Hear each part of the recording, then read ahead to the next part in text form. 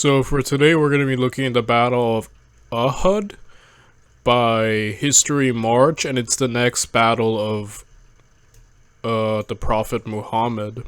At least I think it is. I don't know. Point is, let's get to it, shall we? After the Prophet Muhammad's victory over the Qurashi Meccans at the Battle of Badr, the Meccan leadership had been decimated with the execution of Amr ibn Hisham and the loss of many tribal leaders. The disastrous news came as a shock to Abu Sufyan, but the old chiefs were soon replaced by their inexperienced sons, leaving Sufyan the only Quraysh leader of notable stature to direct civil and military affairs within the city. The older leadership had been reluctant to use force against Muhammad, but with the devastating Meccan defeat at Badr, the mood in Mecca changed drastically.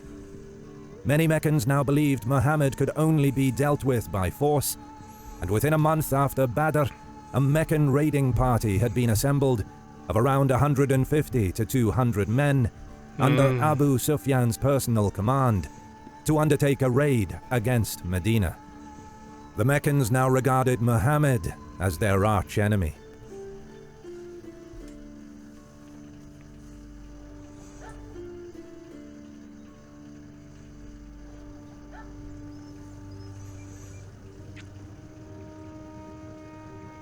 In April 624, Abu Sufyan's raiders approached Medina. Following traditional Arab tactics, they made ready to attack in the early morning, switching from camels to horses. Details on the raid are scarce, but it seems that it turned into a minor skirmish, with only a few workers caught tending the fields, and 2 houses burned before the Meccan raiders withdrew. After some time, Muhammad gathered a response force and chased after the raiders. The entire affair is known derisively by Muslim chronicles as the Porridge Raid, since during their escape from Muhammad, the Meccans jettisoned some of their baggage, including several sacks of dried barley used for making porridge. Muhammad soon broke off his pursuit, having given chase mostly to save face and not to engage the Meccans. The following month, Muhammad sought to capitalize off his victory at Badr by assembling a force of up to 450 men and leading raids against 2 Bedouin tribes, the Qatafan and the Beni Sulaim. While no large-scale fighting took place, Muhammad's strategy became clear. His aim was to strangle and isolate Mecca economically and politically by depriving it of its much-needed Bedouin allies for safe caravan passage. In late January 625, an army of 3,000 men and 200 horses, made up of the Quraysh, an assembly of Bedouin client tribes, and some Abyssinian mercenaries, marched out of Mecca toward Medina, determined to bring the war to Muhammad's doorstep. They took 12 days to reach the outskirts of Medina, with their route of march taking them west of the city, and then north, where they camped at a place known as the 2 Springs on an open plain at the foot of a rocky outcropping called Mount Uhud. Terrain had made the direct approach to Medina from the south impossible, since the city is situated on a lava plain about 10 miles wide and 10 miles long, surrounded on 3 sides by steep mountains. Medina could only be approached from the north over open ground, free of obstacles. The Meccan army went into camp just north of the foot of Mount Uhud, but their arrival was no secret, and Muhammad immediately dispatched Muslim scouts to maintain watch over the enemy army. He called for a general mobilization to meet the threat, and about 1,000 men were mustered for duty. Muhammad knew he was greatly outnumbered. Additionally, giving battle on an open plain would relinquish the advantage to the Meccans. Yeah, we know his last battle at the Battle of Badr. What helped Muhammad a lot was the area in which he picked the fight. It was a narrow passage which allowed Muhammad's smaller forces to fight the Meccans and kind of negate the Mecca's advantage of cavalry. So I can understand now that if they fight in an open field, I don't know, like, obviously Muhammad has a much bigger army now, more than 300, but I'm not sure about the composition yet and how much if he has any more horsemen, because last video he only had like 2 horsemen and like 70 camels.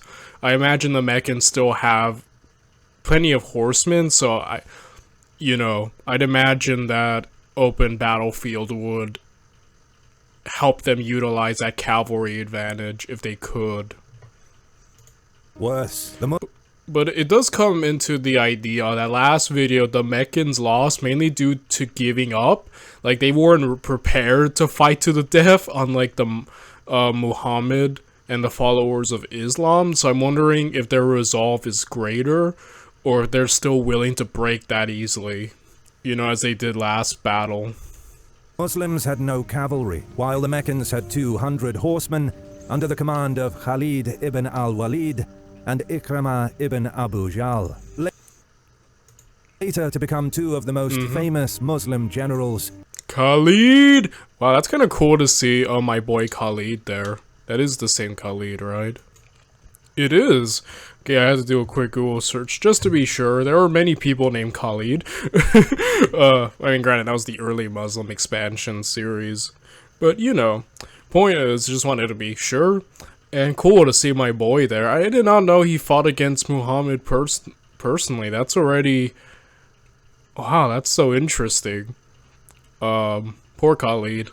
Especially near his end. But, it'll be cool to see him in action again.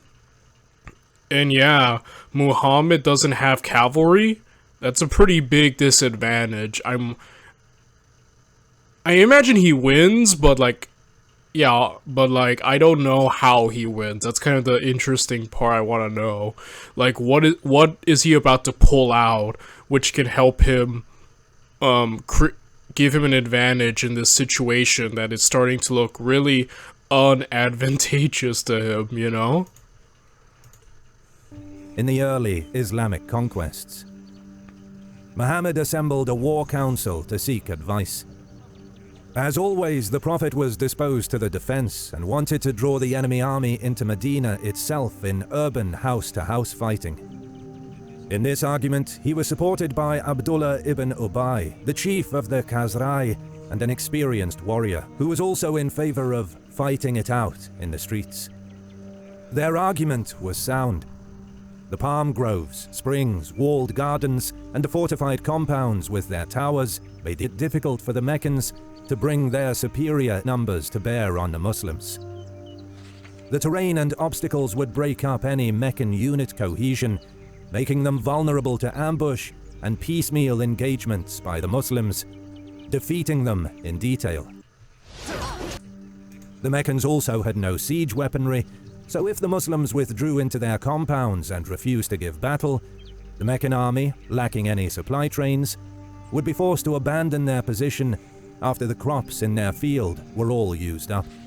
However, a large crowd had gathered, some wanting to fight in the city, while many wanted to fight in the open. Muhammad finally decided on a pitched battle. I'll say that idea didn't actually sounded incredibly safe and sound to me, because, yeah, this would essentially, like, an open battlefield on paper favors the Meccans, right? They have the cavalry advantage, they have the numerical superiority, so fighting them in open battlefield would seem, on paper, to give them all the advantages. So I kind of like that idea Muhammad had in terms of fighting more in the streets, would kind of negate their cavalry in big numbers. But it seems like, yeah, that idea was thrown out the window now. Not gonna lie, I probably would have gone with that idea, like, personally, but obviously this will probably be another Muslim victory. So, hindsight, right? 2020. But I'm just imagining that if I were there at the moment without knowing Muhammad's rise and how he wins in the end, I would assume that this original idea of fighting here would probably be better. But then again, I'm not a military guy, so I don't ever want to pretend that I know better. It's just, to me, that sounds more safer and cautious. But oh well. He donned his armor and retrieved his weapons, and ordered the men to muster near the cul-de-sac at the foot of Mount Uhud. However, Ibn Ubay strongly opposed Muhammad's decision to offer battle in the open plain instead of engaging in urban combat in the streets of Medina.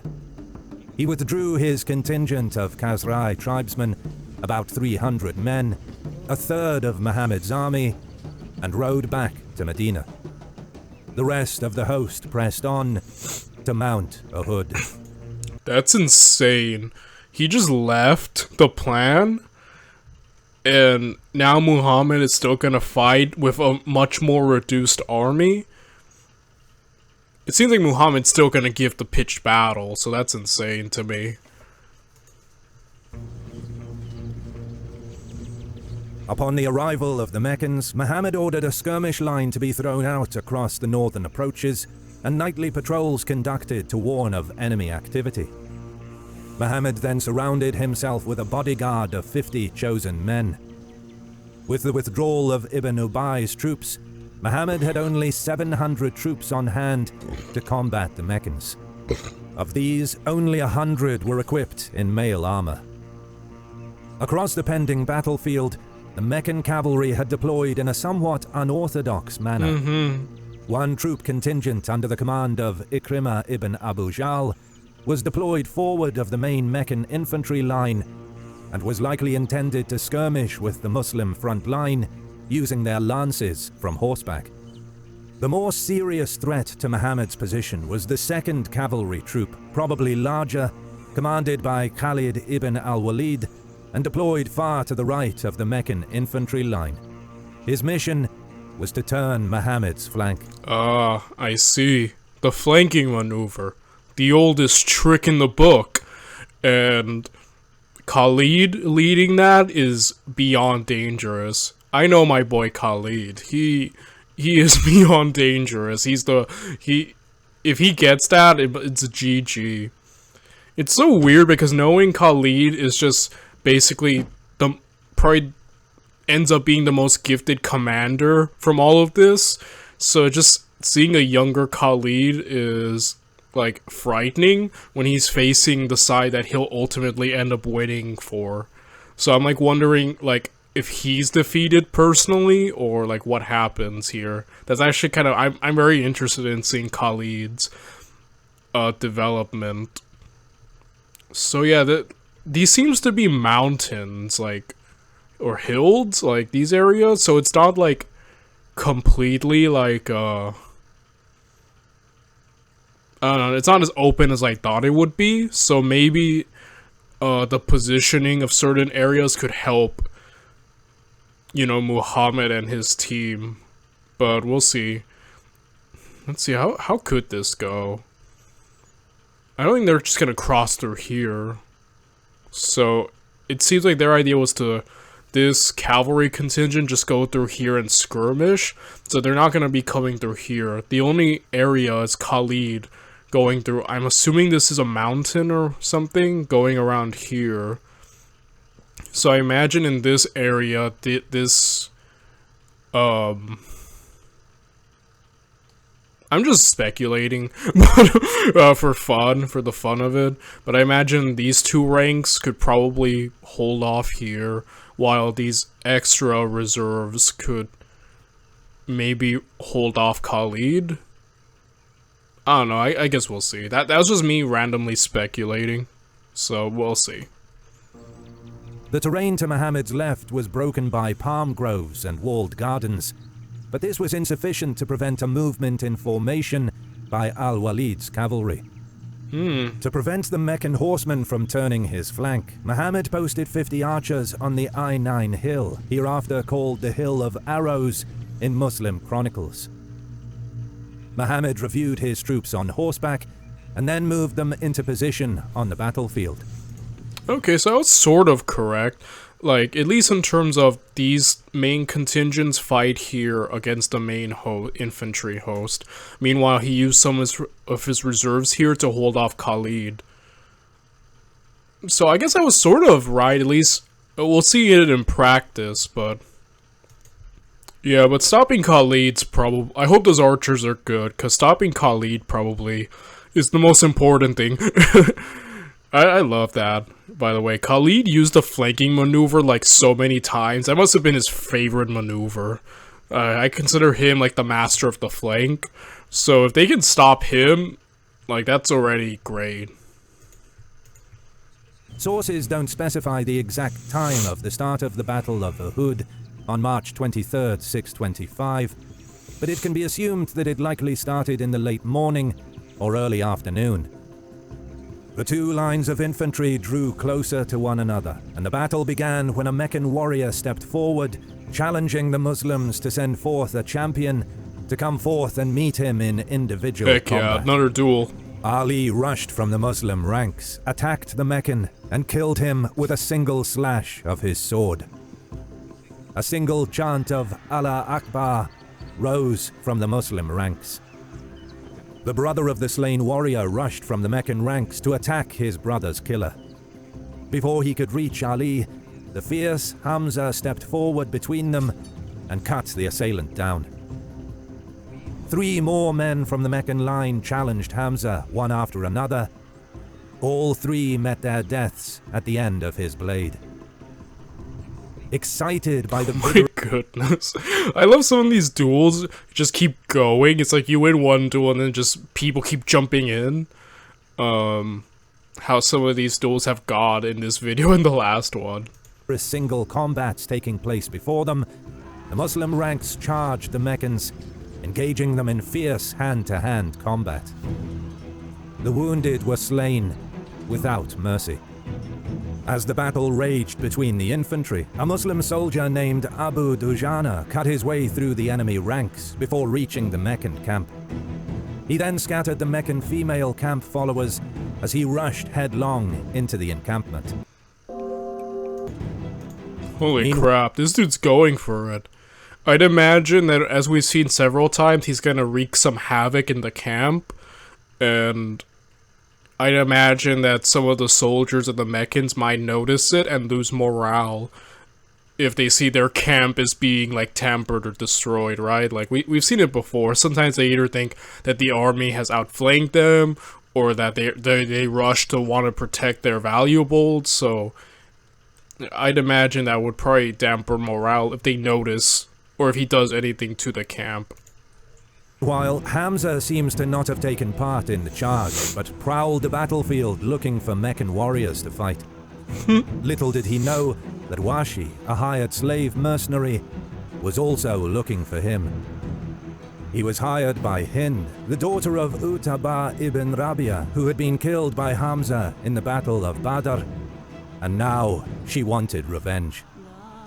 As Hamza... She really put out a hit on this dude. She's like, I want him dead. Dead! Oh man, that's cool. That's one of the few times we've heard of just straight up someone putting a hit on them. This I love how chaotic this is. Like, everyone is just jumping around, doing whatever they want, while the main line is fighting. Hamza's just running around looking for people. Another dude cut through and went to the Meccan camp, and now there's a straight up mercenary out here with basically a hit job looking for him. Like, there's so much, like, going on. Oh man, that's cool. engaged another Meccan champion. Washi found him, threw his javelin, and pierced right through his body. Oh crap. Hamza charged Washi, but before he could reach him, he collapsed to the ground. Wow. Washi... Wow, that's insane. Job, successful, at least in that sense. I'm gonna full-on hitman there, you know? retrieved his javelin and proceeded to walk off the battlefield, having no further... He really just... The dude was only there to kill this one guy. Dude, that's so baller. He shows up, gets hired to kill someone, does it, and then just leaves without further explanation. That's Chad level. And he's going the direction of the Muslims too, which is the funniest part, like towards their general area, so he's just walking off. That's like Chad energy right there. business there. The ferocity of the Muslim attack succeeded in breaking the Meccan line at several points, permitting groups of Muslim soldiers to penetrate and begin isolating segments of the Meccan ranks, hacking them to pieces. For a while, their superior numbers allowed the Meccans to hold on to their position. Eventually, however, they began to waver and fall back in a semi-disciplined fashion. It was at this point that the Muslims pressed the attack with great force and ferocity, penetrating through the Meccan ranks until the enemy was cut off from their camp. With Muslim soldiers behind them and in the midst of their ranks, the Meccan defense collapsed. Once more, Muhammad's disciplined infantry had proven that a smaller, highly motivated force could defeat a larger, less motivated force in close combat. Had the Muslims even had a small cavalry contingent with which to pursue and scatter the routed Meccans, the Battle of Uhud would have been a complete disaster for the enemy army. But the Meccan cavalry, commanded by Khalid ibn al-Walid, had still not engaged in the fighting. Yeah, none of the cavalry did anything. Like, I was like wondering, is Khalid just sitting there? Like, the cavalry didn't do anything. This was all infantry, though. Khalid hovered near the flanks, moving his mounted contingent about, and waiting for the right time to strike. It was at this time... Dude, the battle's almost lost, so he's just... Legend has it, he's still waiting there for the right time to strike. No, I'm joking. But yeah. That the Meccan infantry broke and fled, exposing their camp. The Muslim attack subsequently lost momentum as the soldiers abandoned the fight to plunder the camp. Many of the archers guarding the Hill of Arrows also joined in the looting, with only a handful remaining at their post. Al-Walid, seeing most of the archers leaving to plunder the Meccan camp, rallied his cavalry. Oh, Khalid's still fighting, holy crap. I thought it was done, but it seems like he's about to strike now. And led it at full gallop through the now unprotected gap. Khalid led the horsemen from the front as they turned Muhammad's flank and struck his forces in the rear. He still pulled off the flanking maneuver. Even when the battle was lost on the other side, Khalid, the Giga Chad he is, still pulled off the oldest trick in the book. I'm telling you that the flank is Khalid's favorite maneuver. He used it so many times in his battles against the Byzantines and the Persians that, like, he loves that move. He really did master the flanking maneuver. And even when the battle was lost on the other side, he still was able to pull it off. Giga Chad. Another Giga Chad. Yeah. 200 Meccan cavalry punched right through the enemy infantry and continued riding, readying themselves to wheel about and strike again. Double flanking. He's going in a circle now. Attempting to regroup along the line of departure, the Muslims broke off their looting and turned around. This provided breathing room for the Meccans to reform and return the attack. Oh my goodness! Wait, is he about to is this actually about to work? Okay, so if these guys engage right here, and Khalid pulls off his flank, then the plan will have still worked. Dude, if this works... Khalid ibn al-Walid continued to wreak havoc behind the Muslim positions, his horsemen riding about the rear, striking targets of opportunity with their long lances. The Muslim infantry began to lose its cohesion and flee, with their formations collapsing. Oh my goodness. The flank. The oldest trick in the book. But, oh my, I keep saying that. But it's true though, it keeps happening. Khalid, man, he just pulled off two. He was like, let me do it not just once, but twice. Dude, this is like one of those... There used to be these videos like back in like 2014 to 2017 of like athletes who celebrate too early. Like there used to be these memes. Like an athlete would be like, yeah, I won, and then immediately get upset. That kind of reminded me. Unless somehow the Muslims in 2 minutes managed to jump out of nowhere and win. But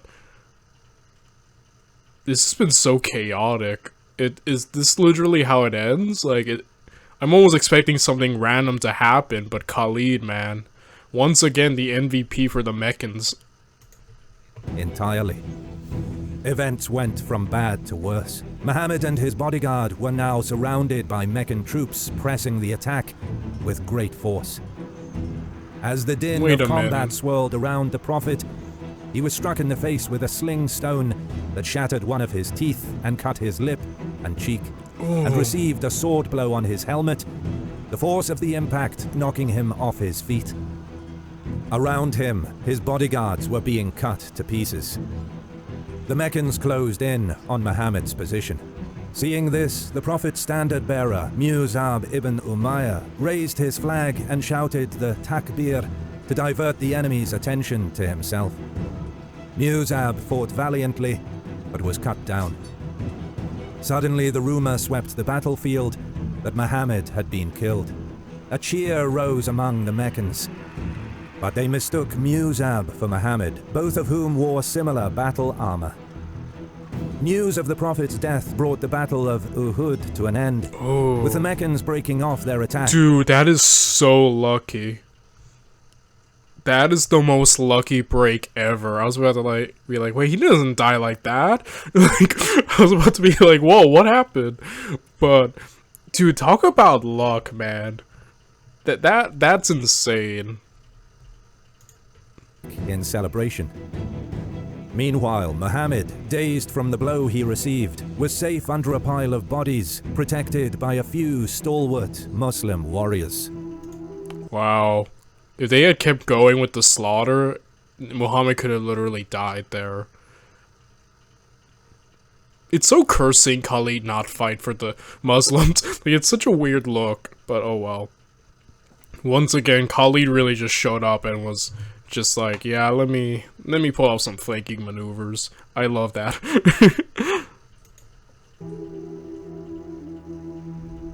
Muhammad and his followers later buried their dead on the battlefield and returned to Medina that night. The Battle of Uhud may have seemed like a major defeat for Muhammad's Muslim army, but Abu Sufyan's Meccan army failed to follow up the scattering of Muslim forces and take Medina. He soon had the Meccan army riding home, believing they had won and that Muhammad was dead. 2 days after the battle, Muhammad ordered the remnants of his army to assemble back at Medina. The Battle of Uhud was a setback for the Muslim cause, but Muhammad had not been killed, and Medina had survived. He and his men lived to fight another day. If you stayed around this far, thank you for watching. That was awesome. Okay, no footnotes? Okay, so that was just fun. Yeah.